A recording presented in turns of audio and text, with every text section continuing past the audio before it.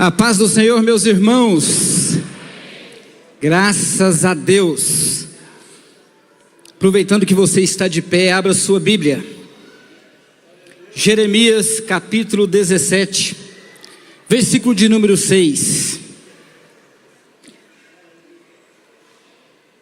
Na versão Almeida corrigida e fiel, nós vamos ler o versículo de número 6.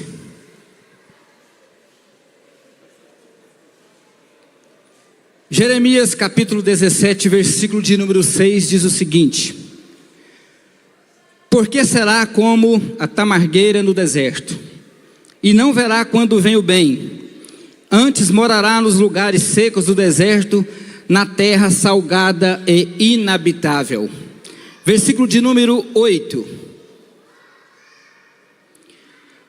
porque será como a árvore plantada junto às águas, que estende as suas raízes para o ribeiro, e não receia quando vem o calor, mas a sua folha fica verde, e no ano da sequidão não se preocupa, nem deixa de dar frutos. Amém. Podeis assentar, queridos. Graças a Deus podemos estarmos aqui nesse último dia. Como você e sua família poderão ter vitória em 2026? Aplicando o contentamento em Cristo, haverá paz interior. Eu confesso aos irmãos que quando recebi esse tema, eu comecei a orar ao Senhor o que Deus queria falar com a igreja. E nos primeiros dias de janeiro, eu li um livro chamado O Segredo do Contentamento, do Dr. Barclay. Livro excelente, 200 páginas apenas. Eu li ele em 8 dias mais ou menos. Eu gosto muito de ler. E li outras coisas, preparando, orando ao Senhor, procurando conhecimento. E digo aos irmãos que até quinta-feira da semana passada eu não tinha ainda feito a mensagem. Como o pastor Ricardo falou, alguns rascunhos foram jogados fora. Então na sexta-feira, quando acabou o projeto de vida, nós fomos embora e nós fomos dormir. Então eu orei ao Senhor e disse: Senhor, eu acho que já está na hora do Senhor me dar a mensagem, porque eu vou pregar na segunda-feira. E deitei de sexta para sábado. Aí no sábado, 4 horas da manhã, eu não estava acordado, mas começou a falar na minha mente. E eu conversava com a pessoa como se estivesse falando aos irmãos. E começou a vir: você vai falar sobre 2 árvores e 1 pessoa. E quando eu li esses versículos, talvez você pensou: está fora do texto. Você vai falar sobre contentamento e paz. Mas o Espírito Santo me falou: você vai falar sobre 2 árvores e 1 homem. E eu fiz a mesma pergunta que talvez você fez: o que tem a ver isso com o tema? E o Espírito Santo então começou a me falar. E eu acordei, irmãos, com a mensagem na cabeça.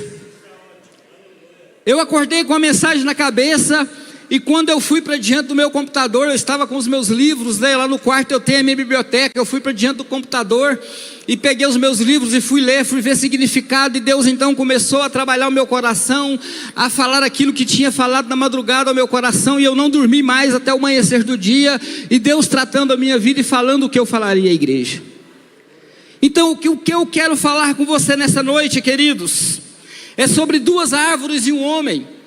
E eu vou falar sobre a primeira árvore nesse momento. Nós lemos em Jeremias 17:6 sobre essa árvore, a tamargueira do deserto. Queridos, o contexto de Jeremias, quando ele estava falando aqui na palavra do Senhor, era um contexto de colapso espiritual daquela nação. Judá ainda tinha templo, Judá ainda tinha culto, ainda tinha uma linguagem religiosa, mas tinha perdido o coração. A confiança tinha sido deslocado naquela hora, naquele tempo. Saiu de Deus e foi colocada em alianças humanas. Ela foi colocada na política, As alianças foram colocadas no poder, nas estratégias, na autossuficiência. Deus então usa uma imagem dura para falar com aquele povo. Não é apenas uma árvore seca, é uma tamargueira. E o que é, irmãos, essa árvore, tamargueira do deserto? É uma árvore, irmãos, que sobrevive sozinha. Ela resiste, ela aguenta, mas custa caro ao ambiente que ela está. Onde ela cresce, nada mais cresce ao seu redor. Suas raízes sugam tudo, até a água imprópria que está perto dela. Suas folhas são carregadas de sal. O sal cai no solo e o solo morre, para você ter uma noção. E essa árvore vive no deserto. Essa é a denúncia do povo. E não é, irmãos, improdutividade pessoal. É a esterilidade coletiva causada por alguém que escolheu viver sozinho. E eu louvo a Deus nesta noite, porque a minha família está aqui. Eu louvo a Deus porque o meu pai e minha mãe estão ali. Eu louvo a Deus porque a minha esposa está aqui, meus filhos estão aqui, minhas noras estão aqui, meus genros estão aqui, meus irmãos estão aqui, a minha irmã está aqui, que reconciliou no projeto de vida, e nós estávamos orando por ela e ela está aqui. E eu louvo a Deus por nós estarmos juntos. Irmãos, a tamarqueira representa alguém que não reparte, que não se submete, que não constrói junto, que não tem paz, que não tem contentamento. A tamargueira, irmãos, ela não cai, ela permanece. Mas o preço da sua permanência é um deserto ao seu redor. Isso, irmãos, é extremamente contemporâneo para as nossas vidas. Há pessoas que chamam isso de força. Há pessoas que chamam isso de independência. Há pessoas que chamam isso de maturidade. Há pessoas que chamam isso de liderança. Há pessoas que chamam isso de inteligência. Mas biblicamente, irmãos, é maldição. Não porque fracassaram, mas porque venceram, sugando tudo. E isso, irmão, quando nós vemos um tema principal, que é como você e sua família poderão ter vitória em 2026. Essa tamargueira, irmãos, às vezes faz parte da nossa vida e nós não estamos percebendo num projeto de vida. Essa tamargueira, irmãos, ela pode fazer parte da minha casa e da sua, do meu lar e da sua, dos meus relacionamentos e dos seus, e nós não estamos percebendo. Irmãos, a tamargueira, ela representa em nossas vidas, ela suga as nossas emoções, ela suga o nosso tempo roletando um celular e nós não estamos percebendo, ela suga as nossas energias, que nós não temos coragem nem de fazer um projeto de vida toda, ou não fazemos nem um dia. A tamargueira, irmãos, ela rouba a nossa fé, nós perdemos a fé, a confiança em Deus. A tamargueira, irmãos, ela rouba o nosso tempo de qualidade dentro da nossa casa. Porque tem muitas famílias, nós estamos fazendo um projeto para a família ser vitoriosa. Nós devemos entender que quando nós recebemos a vitória em família, irmãos. A tamargueira, irmãos, simplesmente ela rouba o tempo de qualidade dentro da nossa casa. O tempo de qualidade junto com o nosso cônjuge, o tempo de qualidade, irmãos, junto com os nossos filhos, o tempo de qualidade de orarmos ao Senhor. Nós hoje não temos tempo de orar, nós não temos tempo de sentar com o nosso cônjuge e conversar mais, nós não temos tempo, irmãos, de aplicarmos uma criação dos nossos filhos correta. Mas nós estamos fazendo um projeto de vida, estamos no lugar certo. E nós estamos aqui nesse último dia, irmãos. É para que nós possamos rever os nossos conceitos, para podermos fecharmos e recebermos a vitória do Senhor. Nós estamos aqui, irmãos. Irmãos, a tamargueira, irmãos, ela não aceita ser exortada no projeto de vida. Irmãos, ela não cultiva o sentimento de Cristo dentro de casa e na família. O perdão, irmãos, a desculpa, irmãos, ela não cultiva os sentimentos dentro de casa como a educação. Muitas pessoas abusam da intimidade, falam palavras pesadas para o seu cônjuge, falam palavra pesada para os seus filhos, amaldiçoando a sua identidade e o seu destino, e nós não estamos atentos a isso. Se nós estamos fazendo um projeto de vida, nós precisamos estar atentos quais são as nossas palavras que nós estamos profetizando nos nossos relacionamentos familiares e nos nossos relacionamentos seculares. Nós não podemos ser como essa árvore, a tamargueira, irmãos. A tamargueira, irmãos, não fala de salvação dentro de casa, mas fala dos problemas da igreja, mas fala dos pregadores, mas fala das ministrações. Não falam bem, irmãos, dos obreiros da nossa igreja, nem da liderança e nem de como a igreja vai. Não honra as pessoas dentro de casa, desmerece a esposa na frente dos filhos, irmãos. As esposas tiram a autoridade do pai na frente dos filhos, e esse lar vai se tornando uma tarmagueira, irmãos, e vai secando, e vai se rachando, e nós não estamos percebendo.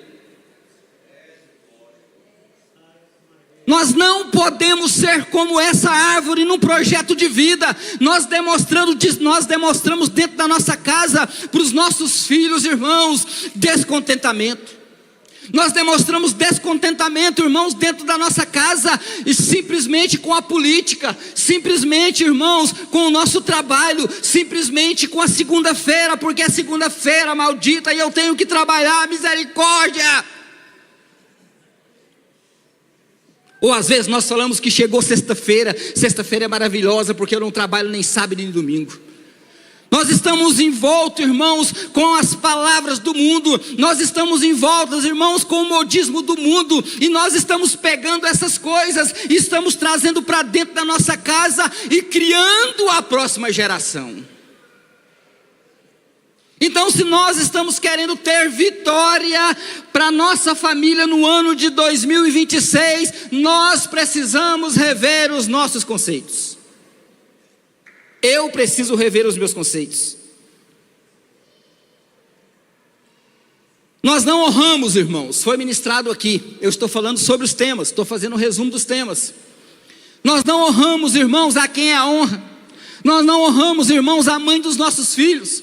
Nós não honramos, irmãos, eu digo isso para os irmãos por experiência de ser pai, por ser casado com a Maria Rosa e ver o comportamento dos meus filhos com as minhas noras. Ou de ver o comportamento do meu genro com a minha filha, e minha filha com o meu genro. Que tipo de árvore nós estamos sendo dentro da nossa casa? Mas Deus está avisando mais uma vez nessa noite do perigo de uma família nesses moldes. E talvez você não está acatando. Foi ministrado aqui. Não tem sabedoria para lidar com os conflitos e acha que se resolve tudo na ignorância e falta de educação, principalmente dentro de casa. Porque é o abuso da intimidade. Porque o que manda acabou e ninguém fala mais nada nisso. Eu aqui mando, menino, cala a boca, e você não tem moral dentro de casa. Nós achamos que resolvemos assim dentro da nossa casa. E quando, irmãos, eu reúno a minha família e venho para a casa do Senhor para ter vitória com a minha família no ano de 2026, a vitória tem que começar dentro da nossa casa. Essa vitória começa lá, irmãos, porque senão vão ser empecilhos de Deus derramar as suas bênçãos no ano de 2026 sobre a minha família e a sua. Nós precisamos deixar, irmãos, de ser essa tamargueira dentro da nossa casa. Não desenvolve alegria e oração dentro de casa e não sabe conversar com a família sobre a insegurança da vida. Quantas vezes o seu filho te viu orando dentro da sua casa? Quantas vezes você chamou o seu filho para orar diante das dificuldades? Quantas vezes você orou pelo seu filho quando ele estava enfermo? Quantas vezes você orou em família ministrando a bênção sobre a sua esposa e sobre os seus filhos? Nesse ano de 2026, e olha que hoje é 12. Quantas vezes você fez isso? Quantas vezes você sentou com a sua filha? Quantas vezes você sentou com o seu filho? Sobre a insegurança, sobre as incertezas, e conversou com ele, de olho no olho, de homem para homem, de mulher para mulher, de servo de Deus, aconselhando, desenvolvendo a Bíblia na vida deles. Quantas vezes você fez isso na sua casa esse ano? Não vou nem falar do ano passado. Quantas pessoas têm sido tamargueira dentro da sua casa? Quantas mães que não sabem, irmãos, ter noras? Quantas mães, irmãos, que não sabem estar desprendendo dos seus filhos, para os seus filhos irem embora e seguir a vida? O dia que o meu filho casou, irmãos, está aqui meu filho? Cadê ele, o casado? Está lá atrás. Quando o meu filho casou, irmãos, foi alegria, irmãos. Nós choramos, mas eu disse, graças a Deus, menos um. Porque, irmãos, não é porque deu trabalho, mas porque eu estava liberando meu filho, irmãos, para ser homem, deixar pai e mãe, maturidade, irmãos. Ele foi embora construir a sua casa, aleluia. E se nós procurarmos para ele, meu filho, você quer voltar para a casa do pai? Nem pensar, você entendeu?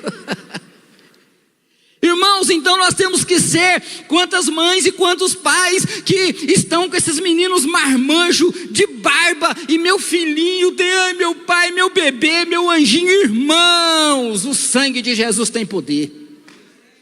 Não seja tamargueira na vida da sua família. Libere esses meninos, irmãos. Libere essas moças. Porque nós um dia, irmãos, eu fui embora da casa do meu pai. E o dia que eu saí da casa do meu pai, irmãos, estava parecendo que eu ia ser sepultado, irmãos. De tanto que nós choramos, que nós falamos, irmãos. Mas eles me liberou para ir embora. E tem 33 anos que eu saí da casa do meu pai, irmãos. E foi bênção na minha vida. Então desapega, irmãos, em nome de Jesus. Não precisa pôr na LX, irmãos. Simplesmente desapega do seu filho, desapega da sua filha. Irmãos, deixa seguir a vida, porque é o propósito de Deus. Não seja uma tamargueira na vida da sua família. Não prenda esse menino em você. Sabe, irmãos, pessoas que parecem vencer na vida sugando seu tempo, fazendo você ficar rolando tela. Quantas pessoas estão sugando o seu tempo e ficando rico através de você? Porque nós é que somos o produto. Você passa horas e horas diante de um celular. Quantos arroz foram queimados? Quantos feijão que queimou no fogo, irmãos, porque estava roletando o celular? Quantos almoços saíram atrasados porque você não viu o tempo passar e a família chegou e você não tinha nem feito almoço, tanto que passou rápido? E nós estamos roletando o celular, nós estamos seguindo pessoas, nós estamos acompanhando a vida amorosa das pessoas, nós estamos acompanhando quando a pessoa larga, casa de novo e separa de novo, e casa de novo e separa de novo, e nós acompanhando, mas nós não seguimos a Jesus direito. Nós precisamos rever os nossos conceitos, irmãos. Às vezes a nossa família parece uma tamargueira. São casamentos virando terra salgada, ministérios virando solo morto, famílias virando campo rachado. Tudo permanece em pé por um tempo, mas nada floresce. E a palavra de Deus nos diz ainda em Jeremias, que a tamargueira, irmãos, ela não cresce. Diz que ela não vê o bem. Quando o bem vem, ela não vê. Sabe, queridos, o bem até chega, mas ela não percebe. Porque quem vive sugando não reconhece graça, só reconhece recurso. Aí você não tem contentamento e nem paz. As pessoas pensam hoje que toda amizade é por interesse. Se você não pode me oferecer nada, então eu não sou seu amigo. Nós estamos completamente errados. Nós não vemos, irmãos, o bem dentro da nossa casa. Não vejo o quanto meu marido é trabalhador e protetor. Eu não vejo o quanto a minha esposa cuida do nosso lar e é sábia. Eu não vejo nada de bom na igreja. Não consigo enxergar a terra da promessa. Só vejo desertos e gigantes. Então nós precisamos, irmãos, perceber o bem que Deus tem feito para mim e para você. Deus tem suprido, Deus tem nos trazido até aqui, nesses 12 dias, e nós estamos aqui pela fé, crendo, irmãos, que a nossa família será abençoada em nome de Jesus. Então o alerta que fica sobre a tamargueira: cuidado com a tamargueira que você se tornou, ou com a que você tolera, porque Deus não chama isso de força, Deus chama isso de juízo silencioso. Aí eu vou falar do primeiro homem agora, para comparar com essa árvore. Essa tamargueira se parece muito com o Saulo, o Paulo que nós falamos aqui, lá em Filipenses. Mas eu vou falar do Saulo. Atos capítulo 8 começa a contar a sua história, e nós conhecemos a história de Saulo. Saulo, irmãos, era perseguidor da igreja. Saulo, irmãos, queria destruir a igreja, indo de casa em casa, arrastava os homens, as mulheres para fora e prendiam todos. Ele não queria ver o avanço da igreja, ele não queria, irmãos. Saulo respirava ameaça contra a igreja e contra os discípulos. Saulo era uma tamargueira na vida, irmãos. Nada crescia à sua volta, era somente ele estava sugando tudo pela autoridade que tinha. E ele pegava essas cartas ainda de autorização, as pessoas o autorizavam, ele saía de casa em casa pegando os cristãos, quem fazia parte do caminho, e trazia essas pessoas e jogavam na prisão. E esse Paulo, irmãos, de Atos 8 e de Atos 9, irmãos, aquele homem não tinha paz, aquele homem não tinha contentamento, aquele homem não conhecia a Cristo, que não tinha o sentimento de Cristo, que não vivia por Cristo, que não sabia ser exortado por ninguém, que não honrava as pessoas. Ele parecia, irmãos, com a tamargueira do deserto. E esse Saulo parecia eu e você antes de aceitar Jesus. Nós éramos assim, irmãos. Nós éramos pessoas, irmãos, que não tínhamos freios na língua. Nós falávamos no que vinha à boca. Antes de aceitar Jesus, irmãos, nós não sabíamos corrigir os nossos filhos. Antes de aceitar a Jesus, irmãos, nós fazíamos as coisas erradas. Antes de aceitar a Jesus, irmãos, nós vivíamos sem lei, nós vivíamos, irmãos, sem nada, não tinha nada que nos atrapalhava, nós vivíamos à mercê. Mas esse Saulo, irmãos, lá em Atos 9, ele encontrou Jesus. Irmãos, e quando ele encontrou Jesus, é a minha história e a sua. Aquele Saulo, irmãos, que não aceitava ninguém crescer perto dele, que não respeitava ninguém, que não tinha autoridade sobre ele, ele fazia o que bem entendia, e entrava nas casas e fazia o que bem entendia. Um dia, ele encontrou Jesus no caminho de Damasco. E quando ele encontra Jesus, irmãos, Jesus vai falar para ele: eu sou Jesus a quem você persegue. Irmãos, daquele dia, daquele caminho em diante, mudou a vida de Paulo como mudou a minha e a sua, irmãos.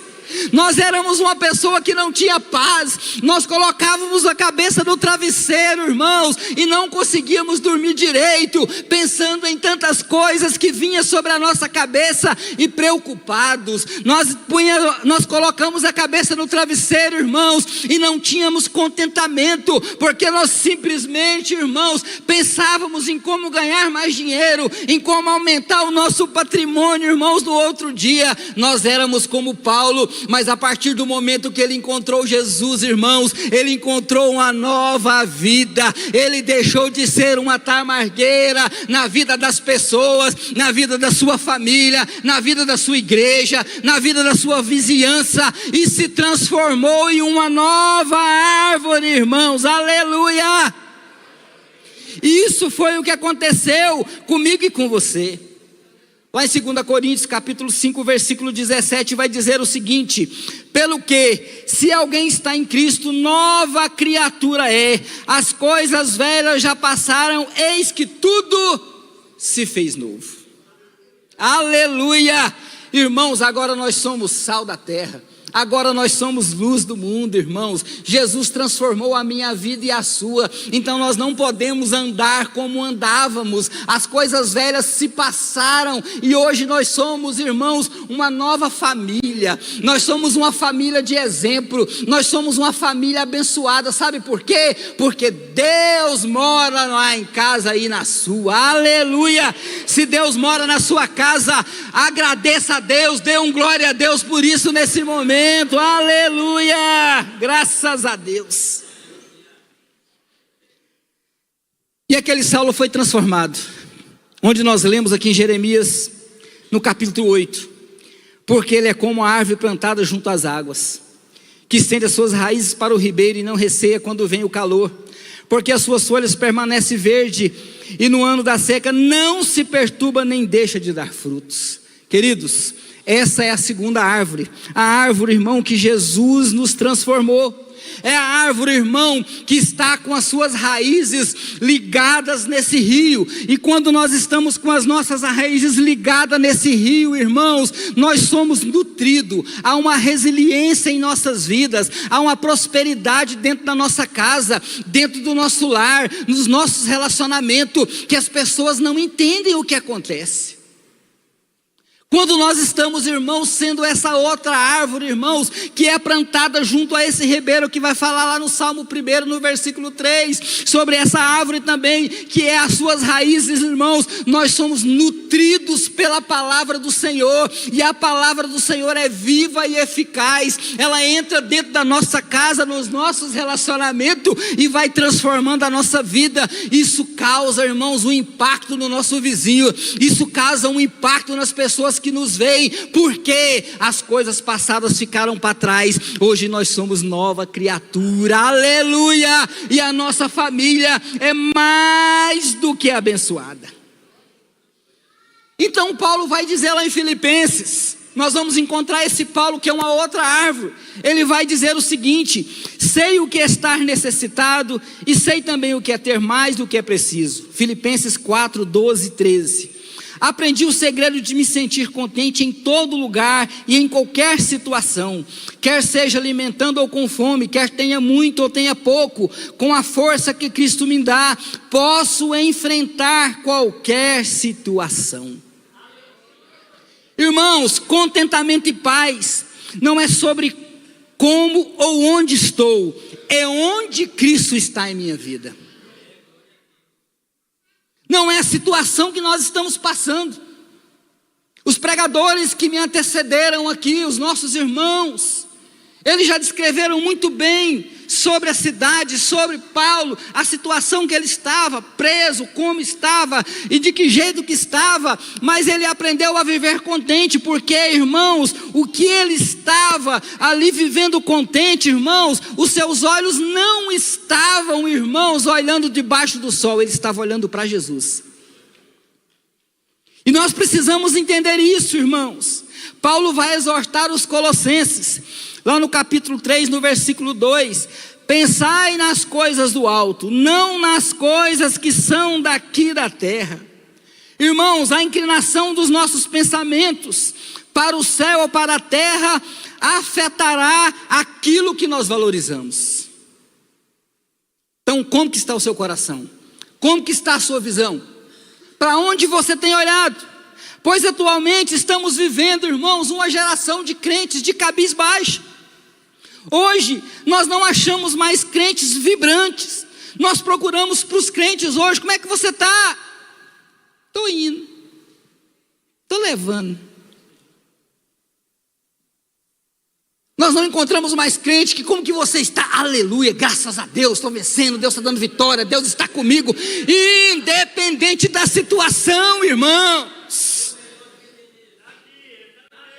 Estou melhor do que mereço, né, pastor? E aí o que acontece? Nós não encontramos esses crentes. Como é que você está? Você sabe, irmãos, o nosso presidente está aí, irmão, nossa, está acabando comigo, não sei o que, não estou conseguindo. Irmãos, nós não encontramos mais crentes, irmãos, vibrantes. Nós estamos encontrando, irmãos, crentes desanimados, desanimados com a política, desanimados com a vida espiritual, desanimados durante a semana, desanimados para ir trabalhar. Você não encontra esses crentes satisfeitos, sorridentes, por onde é que você anda, você não está encontrando esse tipo de pessoa mais. Mas aqui na Vila Jaiara, existem uns crentes avivados e vibrantes, aleluia! Graças a Deus! E por que nós não estamos encontrando o contentamento e a paz, irmãos?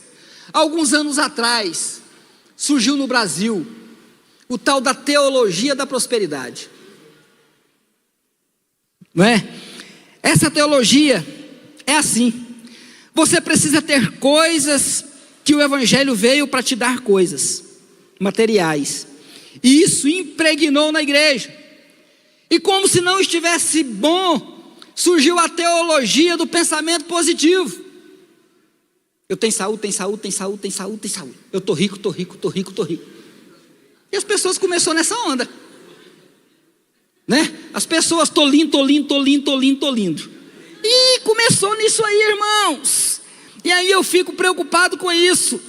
Aí as pessoas, o que acontece? As pessoas colocam a vida, irmãos, no ideal. Que o crente, ele só é abençoado por Deus se ele estiver batendo de carro zero, se ele estiver com mansão, se ele estiver, irmãos, com a conta bancária cheia. Se nós estivermos passando por dificuldade, nós não somos e não estamos servindo a Deus. E Paulo está aqui demonstrando o seguinte: eu estou preso aqui na cadeia, mas o meu espírito e minha alma está livre, porque eu dependo de Jesus, eu não dependo das circunstâncias, meus irmãos. E nós pertencemos e servimos a esse mesmo Deus. E quando nós servimos a esse mesmo Deus, irmãos, independente da situação que você tem passado, independente da situação que nós estamos vivendo, a nossa alegria está em Deus. A nossa alegria não está na terra, irmãos. Nós precisamos entender isso. Essa vida que eles apregam aí fora é o ideal, mas não é a vida real. Nós perdemos emprego, irmãos. Nós passamos por dificuldade financeira, nós passamos pela enfermidade, mas nós temos um Deus a qual nós podemos nos apoiar e confiar, porque Ele tem cuidado de nós. Irmãos, o nosso maior cansaço não é a vida que você vive, mas é o tanto que você está correndo atrás dessa vida ideal que nunca vai acontecer. E nós não podemos ser engodados, irmãos, com esses assuntos. Eles estão pregando por aí, irmãos, um evangelho linear. Um evangelho, irmãos, quando você lê um livro chamado Cheio de Regras, do Larry Clapp, não sei se você já leu esse livro. Ele vai detalhar isso na Bíblia e a gente entende melhor esse assunto. Eles estão apregoando que você está no ponto A e tem o ponto B. E você, para sair do ponto A para o ponto B, que é a boa vida que a pessoa está querendo, você tem que fazer certas regras que vai dar certo. Se não der certo, o problema é seu, não é de Deus. Mas a boa vida, irmão, Jesus já programou ela na cruz do Calvário para nós. Nós precisamos entender isso. E quando eu li o livro, irmãos, O Segredo do Contentamento, do Dr. Barclay, quando eu terminei de ler esse livro, sabe qual a conclusão que eu tive? E ele teve também? Que o verdadeiro contentamento está em Cristo. Lev Tolstói, ele escreveu um livro, chamado o seguinte: De quanta terra precisa o homem? Para nós refletirmos. Cuja história é um fazendeiro de sucesso, que não estava satisfeito com o que tinha. Ele queria mais de tudo. Um dia recebeu uma oferta. Poderia comprar, por certo dinheiro, toda a terra que conseguisse percorrer a pé em um dia. Mas tinha uma condição. Do acordo era que ele tinha de estar de volta em seu ponto de partida antes do pôr do sol. E ele aceitou o desafio. Bem cedo no dia seguinte, Começou sua caminhada em ritmo acelerado. Ao meio-dia estava muito cansado, mas continuou andando, indo cada vez mais longe. Horas depois percebeu que a sua ganância o tinha levado para bem longe do ponto de partida. Ele apressou o passo e quando o sol começou a baixar, se pôs a correr, sabendo que se não estivesse de volta até o pôr do sol, perderia a oportunidade de se tornar o proprietário de terras ainda maior do que ele tinha. Quando o sol começou a se pôr, avistou a linha de chegada. Ofegante e com o coração acelerado, ele buscou a força que lhe restava e cruzou, cambaleante, a linha de chegada, poucos segundos antes de o sol desaparecer. Naquele instante, ele caiu e sangue começou a correr pela sua boca. Em poucos minutos ele estava morto. Ironicamente, irmãos, essa foi a resposta à pergunta do título do livro. O homem precisa de 7 palmos de terra. Ironicamente, você lê um livro para ter essa resposta. E nós sabemos muito bem disso, de quanta terra nós precisamos, que nós não vamos levar nada daqui, porque Jesus, irmãos, ele venceu o mundo, ele não venceu no mundo. Nós precisamos entender isso. E às vezes nós esquecemos disso, e quando nós vamos ver os filósofos, os escritores, irmãos, eles sabem disso, que às vezes coisa que nós que somos cristãos estamos esquecendo. Sócrates vai dizer o seguinte: o contentamento é uma riqueza natural, o luxo uma pobreza artificial. Benjamin Franklin: contentamento enriquece homens pobres, descontentamento empobrece homens ricos. Nós precisamos ter consciência, irmãos, que o contentamento e a paz que nós estamos buscando atrás, só Jesus pode nos dar. Nós precisamos entender isso. E para nós encerrarmos, o Evangelho de João no capítulo 3, vai nos falar da história de Nicodemos quando chega até Jesus. E Jesus vai falar para ele que para ver o reino do céu tem que nascer de novo. Nós conhecemos muito bem essa história. Mas quando nós vemos essa palavra nascer de novo, ela no grego é anotem. Ela quer dizer o seguinte: coisa nova, coisa inédita. Mas uma de suas raízes dessa palavra no grego vai dizer o seguinte: coisas do alto. Então o que nós precisamos, irmãos, para ter vitórias em 2026? O que nós precisamos para aplicar, irmãos, em Cristo? Haverá paz interior se nós aplicarmos o contentamento em Cristo. Irmãos, o tema está dizendo para nós: se nós aplicarmos em Cristo nosso contentamento, haverá paz. Duas coisas que nós não estamos vendo hoje: contentamento e paz. Mas existe um que dá o contentamento e dá a paz, irmãos. É só nós começarmos a buscar as coisas do alto. Se nós deixarmos de buscar as coisas terrenas e começarmos a buscar em Deus, você pode ter certeza de uma coisa: você encontrará a paz, você encontrará o contentamento que tanto as pessoas procuram. E Paulo, irmãos, é uma prova disso quando se tornou a segunda árvore. Ele usa as expressões, irmãos, em Cristo, nele, no Senhor, mais de 160 vezes em todas as suas cartas. Na carta de Filipenses, irmãos, ele vai usar o substantivo alegria e o verbo alegrar-se 16 vezes só nessa carta de Filipenses. Isso demonstra para nós, irmãos, que Filipenses é a carta da alegria. Sim, mas o motivo daquela alegria, irmãos, ela tem um nome: é Jesus Cristo. Então quando nós aplicarmos, irmãos, em Cristo, você pode ter certeza que a sua vida vai mudar. Você pode ter convicção que aquilo que você tem projetado juntamente com a sua família nesse ano de 2026, por tudo aquilo, irmãos, que nós passamos, que nós ouvimos, que nós saímos daqui cheios da palavra do Senhor, você pode ter convicção de uma coisa: tire os seus olhos debaixo do céu. Coloque os seus olhos em Jesus Cristo, porque o contentamento e a paz virão sobre a sua vida, e você vai ver como a sua família, como a sua vida, como os seus negócios, como a resposta de Deus virá sobre a sua vida. Tire os seus olhos da política, tire os seus olhos dos problemas, tire os seus olhos da dificuldade e os fixe em Jesus, que é o autor e consumador da nossa fé, no nome de Jesus.